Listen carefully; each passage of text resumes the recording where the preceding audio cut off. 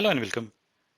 सो पिछले सेशन में higher order function start किया था और हायर ऑर्डर फंक्शन से रिलेटेड एक फंक्शन को एक्सप्लेन किया था, that is map function. So map functions के बहुत सारे एग्जांपल्स आपको दिखाया। आई होप सारे एग्जांपल्स समझ में आ गए होंगे और मैंने आपको कुछ क्वेश्चंस भी प्रैक्टिस के लिए दिया था। आई होप आप सारे क्वेश्चंस को प्रैक्टिस भी कर रहे होंगे। जैसे उनका सोल्यूशन बन जाता है आप कमेंट बॉक्स में उनके सोल्यूशन को जरूर लिखिएगा। पिछले सेशन में दो फंक्शन रह गया था, जिसमें से एक फंक्शन फिल्टर है और दूसरा रिड्यूस है, और उन फंक्शंस को आज के सेशन में डिस्कस करेंगे। So before starting the session, जैसे मैं हर बार कहता हूँ कि अगर आपको ये सीरीज अच्छी लग रही हो और आप इससे कुछ सीख रहे हो तो प्लीज चैनल को सब्सक्राइब कीजिए और वीडियोस को लाइक किया कीजिए। कमेंट जरूर लिखा कीजिए। कमेंट लिखने से मुझे पता चलता है कि आपको चीजें समझ में आ रही है या नहीं आ रही है। सो this is also very important. तो चलिए सेशन स्टार्ट करते हैं और देखते हैं सबसे पहले कि फिल्टर फंक्शन क्या होता है। और आज के सेशन में भी आपको कुछ प्रैक्टिस के लिए क्वेश्चंस दूंगा। तो ध्यान रखिएगा कि उन प्रैक्टिस के क्वेश्चंस को प्रैक्टिस जरूर कीजिएगा और उनके सॉल्यूशंस को कमेंट बॉक्स में आप जरूर लिखेंगे। ठीक है। तो पहला फंक्शन है जिसको हम लर्न करने जा रहे हैं, that is your filter function. तो अगर आपने मैप फंक्शन अच्छे से पढ़ा होगा तो फिल्टर फंक्शन को समझने में कोई भी प्रॉब्लम नहीं आएगी, क्योंकि इसका भी अगर आप देखेंगे सिंटैक्स बिल्कुल सेम है। जो डिफरेंस है वो अभी बता देता हूँ, उसको याद रखिएगा। सो पहले फिल्टर फंक्शन देख लेते हैं, समझते हैं कि ये काम कैसे करता है। So this is also a built-in function. Filter takes function as a first argument and applies it to each of the elements at its second argument, that is an iterable. जैसे आपने मैप में भी देखा था कि iterable के हर एक object पे जो भी आप फंक्शन पास करते थे के उस फंक्शन का लॉजिक उस एलिमेंट पे अप्लाई होता था और आपको रिजल्ट रिटर्न होकर के मिलता था। सिमिलरली जैसे यहाँ पर अगर आपको ये ट्रेबल ऑब्जेक्ट पास करते हैं और यहाँ पे अगर आपने कोई फंक्शन लिखा है तो हर एक एलिमेंट इसका इस फंक्शन में पास होगा। अब ये फिल्टर फंक्शन करता क्या है कि यहाँ पर एक लिमिटेशन है, एक रिस्ट्रिक्शन ये है कि जो फंक्शन आप यहाँ पे पास करेंगे वो फंक्शन हमेशा बूलियन ही रिजल्ट दे सकता है या देना चाहिए। अगर आप कोई भी ऐसा फंक्शन यहाँ पे लिखते हैं जो बूलियन रिजल्ट रिटर्न नहीं करता है तो फिल्टर आपका अप्लाई नहीं होगा। तो फिल्टर का मतलब क्या है कि अगर आपके पास कुछ वैल्यूज हैं, अगर आपके पास लिस्ट ऑफ वैल्यूज है या फिर अगर आपके पास ग्रुप ऑफ वैल्यूज है और उस पर आप फिल्टर अप्लाई करके कुछ वैल्यूज को फिल्टर आउट करना चाहते हैं और ऑन सर्टेन कंडीशन, ठीक है, तो आप फिल्टर अप्लाई करते हैं। ओके। सो अगर आप कोई कंडीशन लिखने जाएंगे तो ऑब्वियस है वो कंडीशन या तो ट्रू या तो फॉल्स होना चाहिए। तो जो फंक्शन आप यहाँ पे पास कर रहे हैं अगर वो रिटर्न ट्रू करता है और जिस एलिमेंट पे वो फंक्शन अप्लाई होगा उस एलिमेंट को ये फिल्टर आउट कर देता है, यानी कि अपने पास रख लेता है। और जिस भी एलिमेंट पर जो फंक्शन ये यहाँ पे आप पास करेंगे फिल्टर में, अगर वो फॉल्स रिटर्न करता है तो उस एलिमेंट को ये डिस्कार्ड कर देता है। सो ये एक सिंपल फंक्शनैलिटी है आपके फिल्टर फंक्शन की। सो देख सकते हैं यहाँ पे लिखा है returns a filter type of object. जैसे मैप मैप टाइप का ऑब्जेक्ट देता है वैसे फिल्टर फिल्टर टाइप का ऑब्जेक्ट देता है। यहाँ पे देखो नोट में मैंने लिख भी दिया है कि in filter pass only that function as argument which returns boolean. Boolean means either true और फॉल्स। तो चलिए कुछ एग्जाम्पल से इसको समझने की कोशिश करते हैं। फॉर एग्जाम्पल मेरे पास एक नंबर की लिस्ट है। ओके, ये लिस्ट बहुत बड़ी हो सकती है। अब मुझे क्या करना है, इसमें से इवन नंबर्स को फिल्टर करना है। ठीक है। तो मैं कैसे करूंगा, देखिए बहुत सिंपल है। मैं यहाँ पे लिखता हूँ एक फिल्टर अंडर स्कोर इवन के नाम से एक वेरिएबल और एक फिल्टर फंक्शन अप्लाई करता हूँ। अब यहाँ पे मैं चाहूँ तो लैम्डा भी लिख सकता हूँ। ठीक है। तो मैं लिखता हूँ लैम्डा और कंडीशन लिखता हूँ कि x mod by 2 is equal to 0। So अगर ये कंडीशन ट्रू होती है तो जो भी x होगा उसको ये रख लेगा और जो भी कंडीशन को सेटिस्फाई नहीं करेगा उसको क्या करेगा, डिस्कार्ड कर देगा। अब क्वेश्चन ये है कि x की वैल्यू मिलेगी कहाँ से। तो देखो सेकेंड आर्ग्यूमेंट मैंने आई ट्रिबल पास किया हुआ है। सो इसी ट्रिबल में से ये हर एक एलिमेंट को फेच करेगा और जिस पर भी ये कंडीशन ट्रू होगी उस एलिमेंट को ये रख लेगा और बाकी सबको क्या करेगा, हटा देगा। अगर मैं यहाँ पे इसको प्रिंट करूं then you can see that I am getting filter even और एग्जीक्यूट करके देखिए तो आपको रिजल्ट क्या मिल रहा है, that is the filter type of object. तो फिल्टर टाइप के ऑब्जेक्ट को भी हम क्या कर सकते हैं, यहाँ पर कन्वर्ट कर सकते हैं। तो चलिए इसको कन्वर्ट करते हैं, दैट इज इन लिस्ट। ये भी एक इटरेबल टाइप का ऑब्जेक्ट है तो इसको भी क्या कर सकते हैं, लिस्ट में कन्वर्ट कर सकते हैं। सो यहाँ पर इसको कन्वर्ट किया एंड देन प्रिंट। अब देखो रिजल्ट में आपको क्या मिल रहा है, सिर्फ इवन नंबर्स मिल रहे हैं। आई होप समझ में आ गया होगा कि फिल्टर एक्चुअली में काम कैसे करता है। फिल्टर में आप जो भी फंक्शन लिखिए वो हमेशा बूलियन रिटर्न करेगा और यहाँ से हर एक एलिमेंट इसमें पास होगा और उसके बाद जिस भी वैल्यू पर ये ट्रू देता है उस वैल्यू को ये रख लेता है, बाकी वैल्यूज को ये डिस्कार्ड कर देता है। चलिए कुछ और प्रैक्टिकल एग्जाम्पल कर लेते हैं और क्लियर हो जाएगा। सो फॉर एग्जाम्पल मेरे पास एक और लिस्ट है, that is the filter words containing a specific character. अब आपके पास क्या है कि आपके पास एक लिस्ट ऑफ स्ट्रिंग दिया हुआ है, वर्ड हो सकता है, नेम हो सकता है, ये कुछ भी हो सकता है। अब आपको क्या करना है, फिल्टर आउट करना है, और कंडीशन ये है कि ये उन सारे स्ट्रिंग को या उन सारे वर्ड्स को फिल्टर आउट कीजिए जो स्पेसिफिक कैरेक्टर को होल्ड करते हो या फिर स्पेसिफिक स्ट्रिंग या सब स्ट्रिंग को होल्ड करते हो। तो आप इसका लॉजिक कैसे लिखेंगे? लॉजिक लिखने के लिए बहुत सिंपल है। यहाँ पे मैं लिखूंगा filter and then word is equal, then I will write filter function, and इसके अंदर मैं लैम्डा लिखूंगा। लैम्डा में जो ये वर्ड है, हर एक वर्ड को यहाँ पे पास करूंगा। अब मुझे एक स्पेशल कैरेक्टर, जैसे मान लीजिए मुझे ए के बेसिस पे इसको फिल्टर करना है, तो मैं करूंगा ये कि जिसमें भी ए है, ए इन वर्ड, ओके। सो अगर ये कंडीशन सेटिस्फाई होगी तो ये रिटर्न करेगा ट्रू। जैसे ये ट्रू करेगा, ये इस वर्ड को ये क्या करेगा, इस वर्ड को ये होल्ड कर लेगा, यानी कि फिल्टर कर लेगा, अपने पास रख लेगा। और जहां पर भी ये कंडीशन फॉल्स होगा उसको ये क्या करेगा, हटा देगा। ऐसे ही इसको फिर से कन्वर्ट कर लेते हैं, दैट इज इन लिस्ट, और इसको प्रिंट करते हैं, दैट इज फिल्टर वर्ड। तो मेरी कंडीशन क्या थी कि मुझे उन सारे वर्ड्स को फिल्टर आउट करना था जिसमें ए आता हो। आप यहाँ पे कोई भी कंडीशन लिख सकते हैं, ठीक है। चलिए कुछ और एग्जाम्पल करते हैं। एक लिस्ट ऑफ वर्ड दिया हुआ है, for example that is the word radar, hello, level word, then madam, okay. अब आपको करना क्या है कि इस लिस्ट में से उन सारे वर्ड्स को फिल्टर आउट करना है जो पैलिंड्रोम हो, ठीक है। तो इसको कैसे लिखेंगे, वीडियो पॉज कीजिए, खुद से लिखने की कोशिश कीजिए, उसके बाद फिर आप अपने कोड को मेरे कोड से मैच कीजिएगा, ठीक है। लॉजिक हो सकता है थोड़ा डिफरेंट हो, कोई फर्क नहीं पड़ता। सो मैं यहाँ पे लिखता हूँ filter and then word is equal, then I will write the filter, and यहाँ पर लिखता हूँ लैम्डा, दैट इज, और यहाँ पे कंडीशन क्या हो जाएगी, जो कंडीशन होगी वो ये हो जाएगी, हमें पता है पैलिंड्रोम की कंडीशन क्या होती है, कि जो आपका एक्चुअल वर्ड है that is equal to the reverse of word, ठीक है। तो रिवर्स करने के लिए -1 लिखते हैं। तो अगर ये कंडीशन सेटिस्फाई हुई तो इसका मतलब वो वर्ड पैलिंड्रोम है। जैसे ये ट्रू रिटर्न करेगा, इसको ये होल्ड कर लेगा और बाकियों को डिस्कार्ड कर देगा। अब यहाँ पे अगर मैं प्रिंट करूं तो आप देखोगे कितनी इजीली ये यहाँ पर आपको सारे के सारे पैलिंड्रोम को रिटर्न करके दे देगा।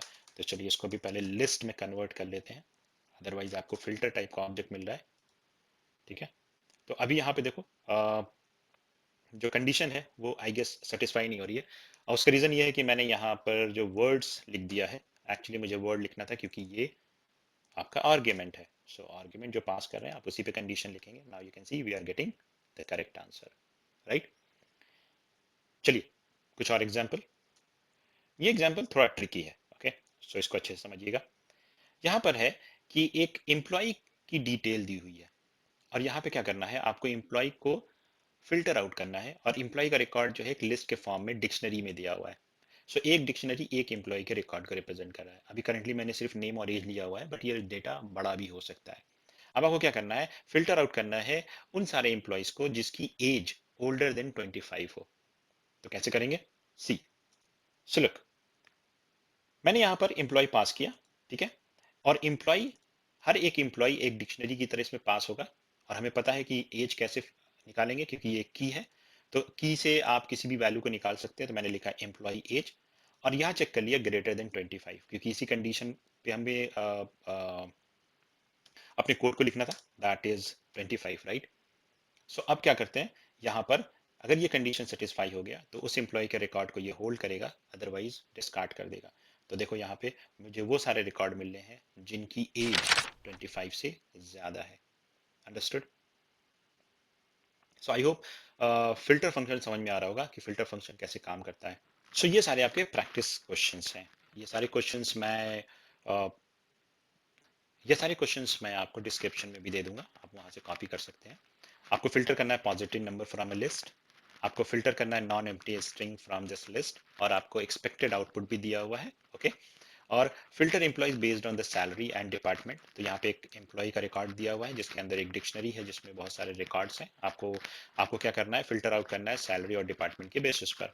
इसी तरीके से filter the movies based on the rating and genre. आपको ये भी इम्प्लीमेंट करना है कि आपके पास एक मूवी की डिटेल है और आप उन मूवीज को उसके रेटिंग और जेनर के बेसिस पर फिल्टर आउट करना चाहते हैं। तो इसको इम्प्लीमेंट कीजिएगा, कोशिश कीजिएगा, और अपने आंसर्स को कमेंट बॉक्स में लिखिएगा।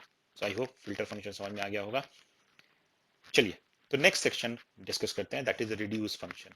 सो रिड्यूस फंक्शन एक्चुअली होता क्या है, सबसे पहले रिड्यूस फंक्शन को देख लीजिए कि रिड्यूस फंक्शन का सिग्नेचर क्या है।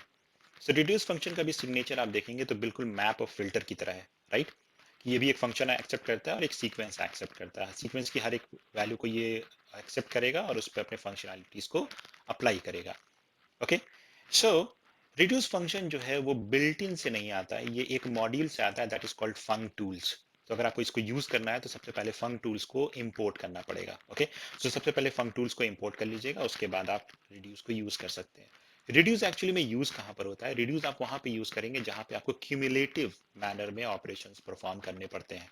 Okay, so it's typically used to perform cumulative or aggregate operations on a sequence, like the summing of the list, multiplying the values, finding the maximum or minimum values. Okay, it successfully applies a given binary function. Okay, so binary function का क्या मतलब है कि जैसे यहाँ पर देखिए जो मैप फंक्शन मैंने आपको बताया था। मैप फंक्शन में आपको ये बताया था कि आप कोई भी फंक्शन पास कर सकते हैं बट वो फंक्शन कोई ना कोई रिजल्ट रिटर्न करना चाहिए, राइट? सिमिलरली फिल्टर बताया था कि फिल्टर में आप कोई भी फंक्शन पास कीजिए लेकिन वो हमेशा बूलियन रिटर्न करना चाहिए। आर्ग्यूमेंट के लिए कोई रिस्ट्रिक्शन नहीं है फिल्टर में भी और मैप में भी, जो फंक्शन आप पास कर रहे हैं।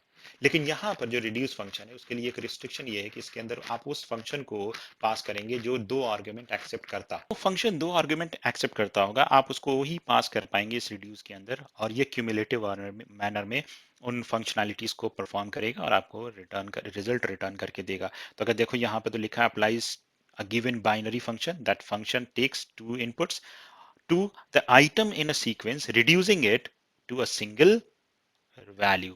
तो आपको एक सिंगल रिजल्ट हमेशा आपको रिटर्न करके ये फंक्शन देता है। कहने का क्या मतलब है, देखिए फॉर एग्जाम्पल मेरे पास एक नंबर की लिस्ट है। ओके, मेरे पास नंबर की लिस्ट क्या है, दैट इज 1 2 3 4 5।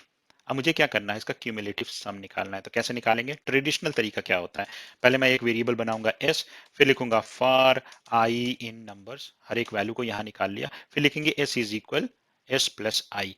तो ये क्या कर रहा है, हर पुरानी वैल्यू को नए रिजल्ट में ऐड करता जा रहा है। और लास्ट में अगर मैं इसको प्रिंट कराता हूं दैट इज s, तो मुझे क्या मिलेगा, क्यूमुलेटिव सम मिलेगा, that you can C I am getting 15। इसी काम को करने के लिए आप रिड्यूस फंक्शन को यूज कर सकते हैं। तो कैसे यूज करेंगे, देखिए यहाँ पर इस फंक्शनैलिटीज को मैं लिखता हूं कुछ ऐसा, that is result is equal, और यहाँ पे लिखा रिड्यूस। अब देखो रिड्यूस यहाँ पे आ नहीं रहा है, राइट? तो मैंने आपको क्या बताया था कि रिड्यूस कहाँ पर है, फंक टूल्स में, राइट? सो आप यहाँ पे कुछ ऐसा लिखेंगे, from funk tools import reduce. आपको सिर्फ रिड्यूस यूज करना है तो आप सिर्फ इसको इंपोर्ट कर लीजिए, बाकी किसी और को इंपोर्ट करने की जरूरत नहीं है। रिड्यूस, और यहाँ पे मैं लिखूंगा लैम्डा फंक्शन, और लैम्डा में मैं दो आर्ग्यूमेंट पास करूंगा। ठीक है, देखो एक्स और वाई। तो ये करेगा क्या कि ये नंबर से पहले दो वैल्यूज को लेगा और उनका सम कैलकुलेट करेगा, क्योंकि लॉजिक क्या लिखा है, एक्स प्लस वाई, और उस रिजल्ट को रिटर्न करके एक्स में स्टोर कर देता है। उसके बाद नेक्स्ट वैल्यू फेच करेगा जो आपके नंबर्स में, दैट इज 3। अब 3 प्लस जो प्रीवियस रिजल्ट एक्स में है उसमें उसको ऐड कर देगा। सो 3 प्लस 3 क्या हो जाएगा, 6 हो जाएगा। इसी तरीके से अब ये 6 एक्स में स्टोर हो गया, न्यू वैल्यू फेच होगी that is y, 6 plus 4 that is 10। इसी तरीके से 5 आएगा दैट इज 15, और ये देखो एक लाइन में आपको यहाँ पे आंसर ये दे देता है, दैट इज रिजल्ट यहाँ पे प्रिंट हो जाएगा। Okay, so if I run this code then you can see we are getting the same output. और यहाँ पर अगर आप चाहें तो इस लॉजिक को कुछ मल्टीप्लीकेशन में भी चेंज कर सकते हैं, तो क्यूमुलेटिव मल्टीप्लीकेशन का रिजल्ट मिल जाएगा, right? That you can see we are getting the cumulative multiplication of all the numbers or the values into the list. Okay, so दो argument must be accepted by the function। अब ये आप चाहें तो built in, आप चाहें तो अपना कोई फंक्शन अलग से डिफाइन करके पास कर सकते हैं, मैं लैम्डा लिख रहा हूँ। ओके, आई होप रिड्यूस की वर्किंग समझ में आ गई होगी। चलिए कुछ और एग्जांपल्स करते हैं, उसके बाद आपको रिड्यूस और क्लियर हो जाएगा। फॉर एग्जांपल मेरे पास एक लिस्ट ऑफ वर्ड है, ठीक है, मुझे क्या करना है, इसमें से जो सबसे लॉन्गेस्ट वर्ड है वो फाइंड आउट करना है। ठीक है, अब इसको आप पॉज कीजिए और एक ट्रेडिशनल लॉजिक लिख करके इसको फाइंड आउट करने की कोशिश कीजिए। मैं रिड्यूस से आपको लिख के दिखाता हूँ और दोनों को कंपेयर कीजिएगा और आपको समझ में आ जाएगा कि रिड्यूस कितना हैंडी है इस सिचुएशन में। So see, this is the logic. Okay, so मैंने क्या किया, दो वैल्यू लिया लैम्डा में एक्स और वाई। सो पहले इन दो वैल्यूज को उठाएगा, ओके, पिक करेगा और चेक करेगा कि जो लेंथ ऑफ एक्स है और जो लेंथ ऑफ वाई है दोनों में से बड़ा कौन सा है। अगर x बड़ा है तो x को रिटर्न करा दिया, अगर y बड़ा है तो y को रिटर्न करा दिया। ओके, सो ये रिटर्न होकर के x में स्टोर हो जाएगा। फिर नेक्स्ट वैल्यू फेच होगी, फिर वही कंपैरिजन का लॉजिक चलेगा। ओके, सो जब ये सारी वैल्यूज फेच हो जाएंगी तो आपके पास सबसे बड़ी वैल्यू आके स्टोर हो जाएगी और वो वैल्यू यहाँ से रिटर्न हो जाएगा। अगर मैं इसको रन करूं तो देखिए यहाँ पर मुझे क्या मिल रहा है, that is blueberry. Okay, so this is the longest word into your list of word.